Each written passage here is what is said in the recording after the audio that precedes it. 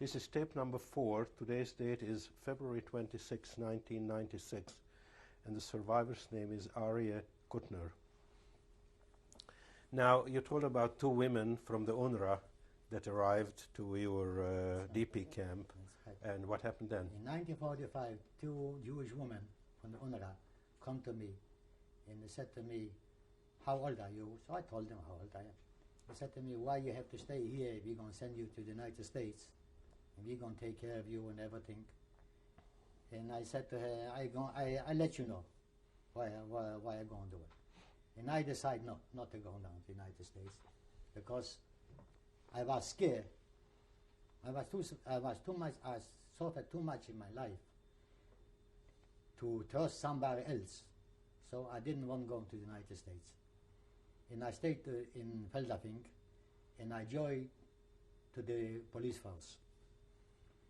That was the camp police? That's right, well, the camp police. After 2 months, 3 months, around the police force, a guy come to me, a Jewish fella, and said to me, "We need about 8, 9 people from the police to work for us." I said to him, "Where you going to work?" He said, "You're going to work for the United States Army." I said, "Where is this place?" He said, "In Schleißheim." This was after Munich, about 20 kilometers after Munich. In Schleißheim? Yeah, this was after Munich.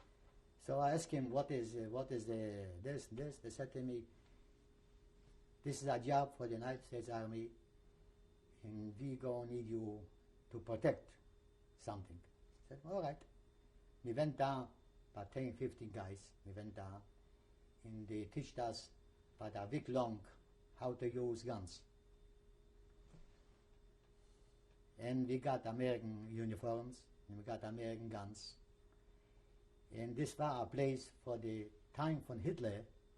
There were for aeroplanes, for Germans aeroplanes. They used to land down and flow away. It's an airfield. It was a German airfield. A German airfield, a very big one, very big one. And the United States Army took us over. And they used for the United States Army government. And every day used to come airplanes from the United States. Used to bring guns, ammunition, food, clothing, cigarettes, coffee, everything. Everything. You know, they have to have people to move the stuff from the airplanes to the, how do you call this, to the warehouses. And there were Germans, prisoners. My job was to watch the German prisoners, not to steal, not to break down nothing, just to watch them do the job right. Those were German prisoners of war? That's right, German prisoners of war. That's right. And they used to bring down Germans who were no prisoners in the war, who used to work too. You know, I worked down long time. I worked down about 2 years. About 2 years I worked down, maybe more than 2 years. And I decided to give up the job. Did you live in Schleißheim? No. Or you lived in I lived Feldafing? In Feldafing. I used to go every day to Schleißheim. Before I went to work for Schleißheim, I tell you about, see, I told you I will forget something about this. Before I went to Schleißheim, the MP, American MP, with a rabbi from the American Army, sent to me a jeep every day. This was about a month long time. They took me from Feldafing to Dachau every day. I used to go and be a witness for the catch the German SS. There was a big prison down in Dachau. They had German SS people. And they used to bring him out every day. They had a number. And used to bring him out, and we used to sit down and watch him. If you recognize somebody, you used to just tell the soldier, the MP was near you, that you know this guy. If you know this guy, you used to right away take him out. You know? And this rabbi, I didn't speak English. This rabbi speak Jewish. And I told him all the stories, mine. I told him. So we got a little bit friends, you know. And I took about a long time, about a month, you know, to go every day back and forth to Landsberg. The MP used to bring me back and bring me down and bring me back. And that's why for a long time I didn't recognize nobody. But the people, there were a lot of people down who does recognize people down. They recognize people, so they took them out in the war court, you know, and they got 5 years, 10 years, 15 years, you know. That's what I know about them. And you didn't recognize any No, of I the didn't- I SS people? No, I didn't recognize no one. I didn't recognize. When I went back from Schleißheim, why I went back from Schleißheim, I worked for the American Army, and I don't know what happened. Somebody found out or something, you know, and I went back to Feldafing, and I know my wife. You were married already No. at that time? Yeah, I was married. Yeah, I When was you married. worked in Yeah, Schleißheim, you yeah, were yeah, already married? Yeah, how I got married. See, I was alone, 1945. And my wife was alone, 1945. We know each other because I worked a couple of weeks in the police. And I know her, so we got married. We moved in a villa. What is his name? There was a German villa. In It's a Feldau. private home? Private home. For the American general used to live in the villa. American general with his staff in the villa. When the American general moved out, and I got married, they offered me an apartment in the Villa Valberta. The name of the villa was Villa Valberta. And when I moved in the Villa Valberta, I tell you the truth, there were still pictures, Goering, Hitler, Ribbentrop, Hess, all a bunch of Nazis, were still pictures in the wall. There were red carpet, beautiful pianos, beautiful design. I never saw in my entire life like this beautiful. But nothing was left because we burned everything out. We took out the car and threw out everything in garbage. And after this, I said to my wife, I have to go to Israel because I cannot work no more longer there. I have to go away to Israel. And we decided to go to Israel, Which year was that? 1948. We went to Israel. How did you get connected with Haganah. with the Aliyah? With the Through the Haganah? To the Haganah. Was the Haganah active in Feldafing? Oh yes, oh yeah. The Haganah, I don't know. They need people who know about guns, who knows about this, who knows about this. You know, they looking around, and I don't know. They got me someplace from I don't know from how, and I decided to go with my wife to Israel. When I went to Israel, before I went to Israel, At that time, you had already children? we have one child. Yeah. When I went to Israel, before I went to Israel, my name is Kotner. They gave me a name, a different name. I don't know even today the name they gave me.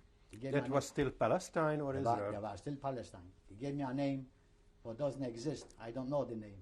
They changed my name. They changed my wife's name. And we went from Germany to French. From French, we stay in Marseille. But a month or 3 weeks, I don't remember exactly. In Marseille or In in a Marseille. camp near Marseille? No, Pellesano, not camp, Pellesano. Pellesano, the name was Pellesano after Marseille. And we stayed down, but because we could not go. The British didn't let us in. And we stuck in the middle, you know, and we wait for a chance to go in. So one day they decide, okay, we're going. They took that ship for cows, you know, for cows. The ship was from Greece. A ship from Greece, and they took that full ship with people down. When we went to Israel, in middle of the sea, they tell us to close the presents, you know, there were covers. The covers on The covers. freighter. The covers. So what happened? We covered everything. Suddenly we see British aeroplanes flying around the ship, looking for people, or looking for something. Anyway, they didn't find out, and we went from Marseille to Israel. Where did you land? Oh, I landed in Haifa. And from Haifa, And did they let you, the British let you land in Haifa? no, we went in illegal. How did that happen? I don't know how to say. The ship went into Haifa. But did you land in the port of Haifa illegally? No, a little bit in the side. A little bit as far Haifa, you know, a little bit in the side. No, in the main port.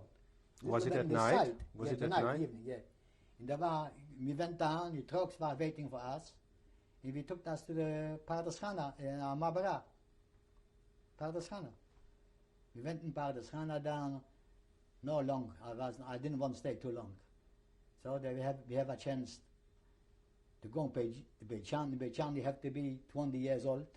What was the date that you arrived in Israel? Oh, I don't know. I don't know. What was the month? Which month? I think it's winter time. I think so. Winter of 1948? Yeah, I think so.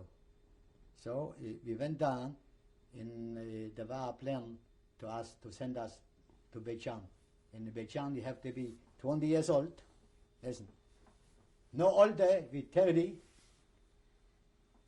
And that's what the law these days, to take the people to Beit Shan. And I was this age. So I said, why going to stay in the Mabara? There's nothing down to do it. I go to Beit Shan. So I took my wife, took my son, and we went to Beit Shan. Did you know what Beit Shan is? No, I never been in my entire life down. I went down in Beit Shan.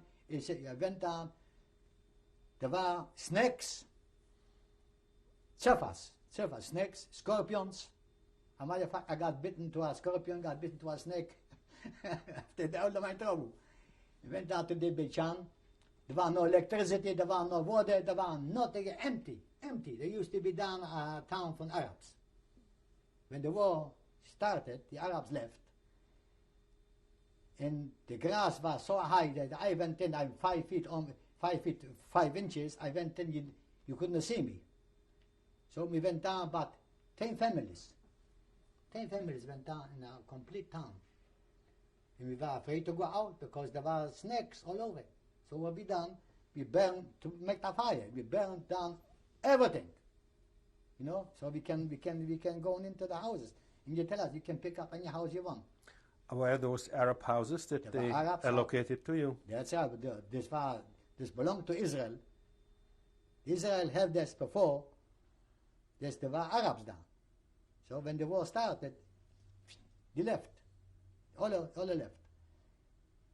And we went down maybe about 10 families, no more. There was no water, there was no electricity, there was nothing there, nothing, complete nothing. So we began to build.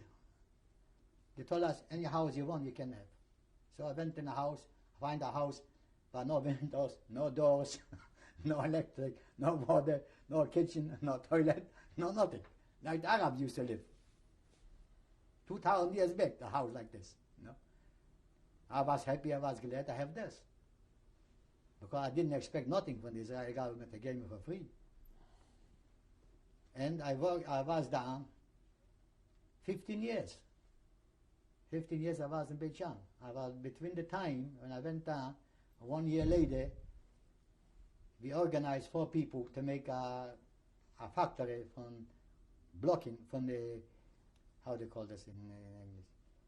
From cement. Building blocks. Building blocks. Cement blocks. Cement blocks. We organized 4 people. And we took money from the Israeli government, from the bank, out. And we bought a machine.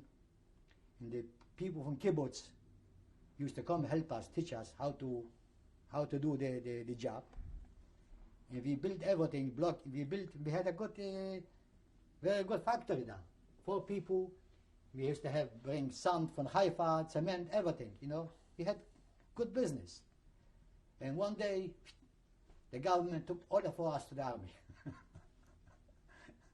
Took order for to the army. No, the army, you have to go. We left everything. I joined the army 2 years. Did your wife stay in Beit Shan? My wife stayed in Beit Shan, with the child. You had, at that time, you had 1 boy. 1 boy, yeah. And they stayed behind. They stayed in Beit Shan. I was in the army, I was 2 years. And when I finished the army, my 2 years, I went back to Beit Shan. I have to pay off the money but I never used, but I never got nothing. I took money from the bank. I have to pay him back. So I have to pay him back. I paid everything back. And after this, What did you do in Beit Shan at that time? What was your job? before I went to the After army, you got out of the army? before I got out from the army, I had a letter from Aluf Ben Arzi. Maybe you know who the name Aluf Ben Arzi is. I have a personal letter from him that the first job was going to be in Beit Shan I should get. The first job, because there was no work, there was nothing in these days. So I went out from the army with this letter, and I went to the mayor from the city, and I showed him the letter. They looked in the letter. I said to him, Ari, how come you got a letter like this? I said to him, I was his son. I was not his son. I was a soldier in his regiment. And I said to him, all right, we're going to look for you. A couple of days later, I had a place to work in Kupat Cholim. I worked in Kupat Cholim 15 years. That's a health provider. It's a house provider, yeah. Yes. Yeah, 15 years I worked. And between the 15 years, I bought my own home. What did you do for Kupat Cholim? I was a Health organization. I was a driver. You were a driver. Driver, yeah. And I was my responsibility was for a couple cities around to supply transportation. You know, because the doctors didn't have cars. One car had to be supplied for 10 doctors. It used to be one driver for 10 doctors. Bring him to work, and bring him back to home. So I used to, this was my job. I had about 10, 15 jeeps in a fuller. And each sector had 2 jeeps, 1 jeep, 3 jeeps, you know what I mean? And that's was my job for 15 years. Was there a hospital in Beit Shan? No, there was no hospital in Beit Shan. Hospital was a fuller. Every patient who was sick, they have to bring him from Beit Shan to a fuller. And most of the patients was the 15 years I done the job. After 14 years being in Beit Shan, but at the end, 15 years they bought the ambulance, the first ambulance was ever been supplied in Beit Shan. That was after 15 years. And this was a drive from Beit Shan to Afula. That was 35 kilometers. I have our drive. I used to drive by night time and daytime, but people got bitten to the snakes, bitten by the scorpions. I myself got bitten by a scorpion. I almost died. And a lady I got bitten by a snake in the same place, in the same town. And this is my story for my life. And I'm glad today I married my wife, and I have 2 sons. Boys born in Israel? 2 boys. 2 boys born in Israel? Well, no, one boy is born in Germany. In Feldafing. In Feldafing. One son is born in Beit Shan, and my daughter is born in Beit Shan. And my son is born in Germany, one. And the boy from Germany, they were in the army, Israeli army too. They finished the college here in the United States. When did you decide to come to the United States? I never decided to come. I decided to come in 1963 because this is a private story. I can get involved in the Israeli government business. You know what I mean? And I decided to come to the United States. My wife has a sister, the only sister who she has in the United States. I don't have nobody. I didn't have nobody. You know? Now I have, thank God, 2 sons and a daughter, and I have 7 grandkids. Did your sons agree to the decision to come to the United States? Did you like this? Did they like that decision? They were small kids. They could not decide for himself. You know, they were too small. Well, you had one boy already in the army in Israel. No, they were here. They come here. They finished the college here and went back from here. And went back from here to back Israel? to Israel. You understand? There was the time when the war started in Vietnam. And my son said to me, I have one choice, or to go on here or to go back to Israel. I said to him, listen, you were almost born in Israel. You was 8 months old, 9 months old, they come to Israel. You better go to Israel. So they went, finished the college, went to Israel, joined the army 3 years. There's a paratrooper in the Israeli army. married to an Israeli girl, a Sabre, in Israel. When I finished the army, finished everything, they said to me they won't come back. Said to me, okay, you can come back. Now they're here. Now all your children and All of my grandchildren kids, are all here. of my kids, all of my grandkids, everybody's here. I have seven grandkids. And looking back at your decision, first to go to Israel and then to come to the United States, how do you look at it? What was your where was a good decision? I tell you a true story about my life. I told you the true story, so now I'm going to tell you again. My best life, what I have ever had in my entire life, about the 15 years in Israel. I know I'm a Jew. I was free. I had a good job. And I can say anything what I want. I left Israel because they didn't behave himself nice to me. That's the only reason. I have nothing against Israel. It's a beautiful country. Beautiful was it people. basically an economic reason, for economic reasons that you left Israel? No economic reason. I had my own house, my radio, frigidaire, air conditioning. I had everything in Israel. I have nothing. I have nothing to complain about Israel. Nothing. This was my best life after the war from 1945 to 1963. This was my best life, whatever I had in Israel. And do you have a message for your children's or your grandchildren's generation about your own story? Yeah, I have to give them I like to give them a good example. A good example. First of all, you have to know who you are, that you are Jewish people. And you have to know that exists a state of Israel. And if you can support them, you should support them. If you can go down and live, you should go down and live. And never in your entire life get mixed up in your religion with somebody else, because this will kill you. Don't get, you have grandkids. I'm telling you right now, don't marry somebody else. That's your own Jewish family, that's your own Jew. Don't mix up your life with Catholics, with Muslims, with somebody else. When you grow up, you should understand that you are Jewish, and you stay only your life with your people. Never forget this, because I cannot tell you this again never. Did you have personal experience with intermarriages, which gives you such a very sharp, decisive opinion? I have. I have very much. I'm very against that the Jewish people should marry somebody else except Jews. Because by the end, they're going to tell you anyway that who you are. So don't trust. Especially the Polacks, with the German, with the Ukraine. They are a bunch of anti-Semite, but they should never exist. This is my message for my family. And I love you, all of them. Thank you very much for your time and for the effort you put into this. Thank you. And we will show the pictures that you selected. Right. And you will explain for each picture who they are and when was it taken. All right. Thanks again. Thank you very much.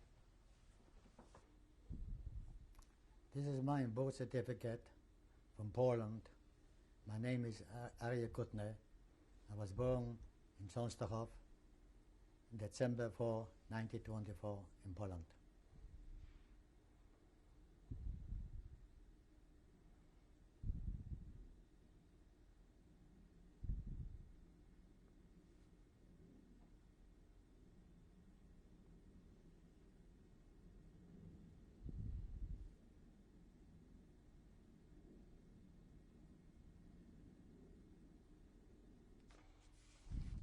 This is my marriage certificate with Aryeh Kutner, with my wife Pearl Kutner. We married in, what day is this? I don't remember. I can't see it from here. I got the date. Oh, you haven't done. That's all.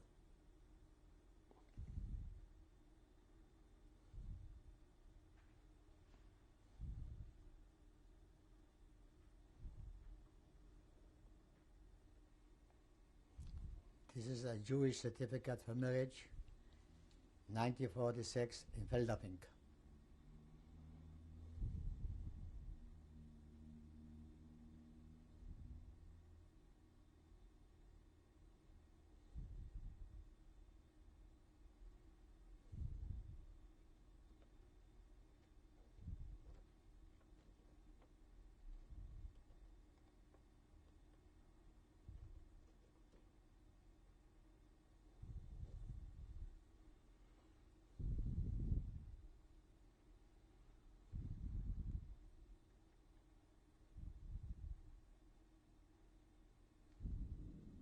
This is a certificate from the Israeli army when I start, when I finish, when I can leave.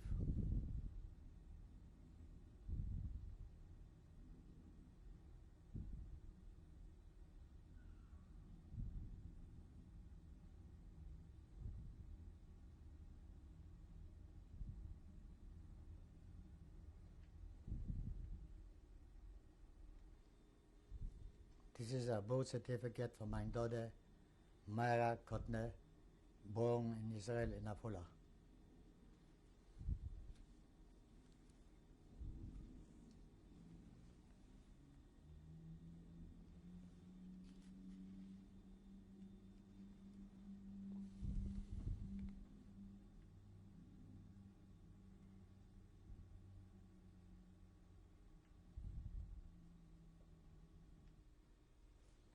This is a picture from my marriage in 1960.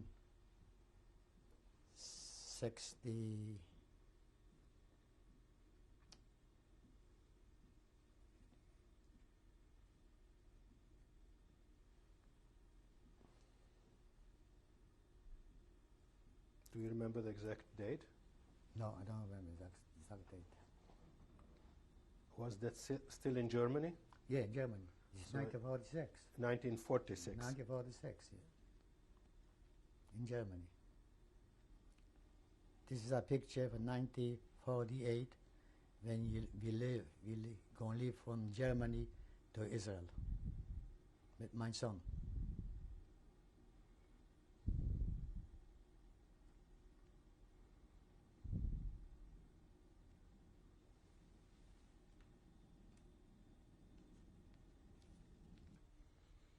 This is a picture from 1946 when I went to work for the American Army in Schleißheim.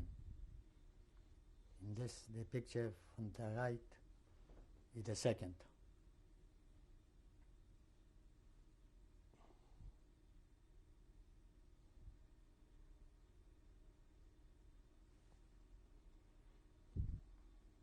This is a driver license from Germany, made in 1948.